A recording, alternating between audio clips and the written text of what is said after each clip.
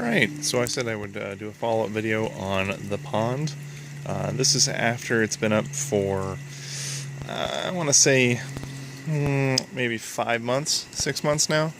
So there has been some shifting of the wood that I'll address here in just a second. I added some support beams to it just to stop it from going any further. But what I essentially did is I put one of these on every single one of the sides. So we have, it's like basically like a, I guess you could call it a 2 inches, right? And then this goes down to here, and I just cut it to length. So it was right underneath this guy, going all the way down to here.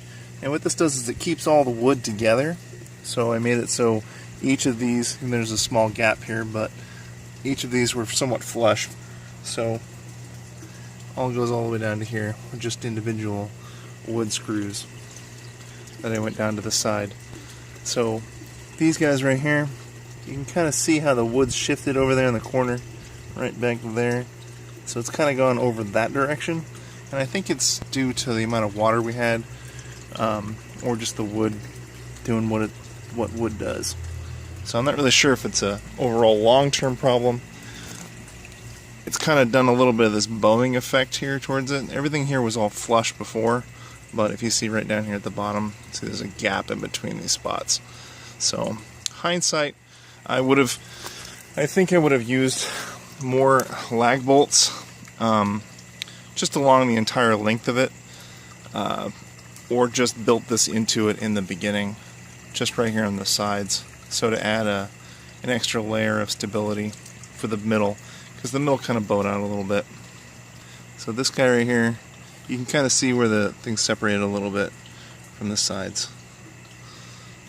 So we got that guy over that way. And then we did a little bit more on this side. You can kind of tell where the wood has gone, stretched out a little bit. That back that way. And done a little bit of the same on each side. So it's pretty much the same story all the way across. It's just kind of the wood's bowed out a little bit. This one right here, you can kind of tell. See from the angle, right down that direction. It's kind of done a little bowing effect. And this is probably the most extreme right here, where it's kind of stuck out a bit. So, in other designs I've seen where people have used lag bolts and gone all the way across and connected these two together, but I don't know if that would really solve the overall issue. I guess if we just mash this back in here with a hammer, or worst case scenario, we just take it apart, we could fix that too. So, I'm not sure if my amateur design was good enough, but it's still connected. But I've added this here on the side, right back here. So it's keeping it together. It hasn't really shifted anymore since I put those beams in there. But other than that, looks pretty good, I think. Looks pretty good.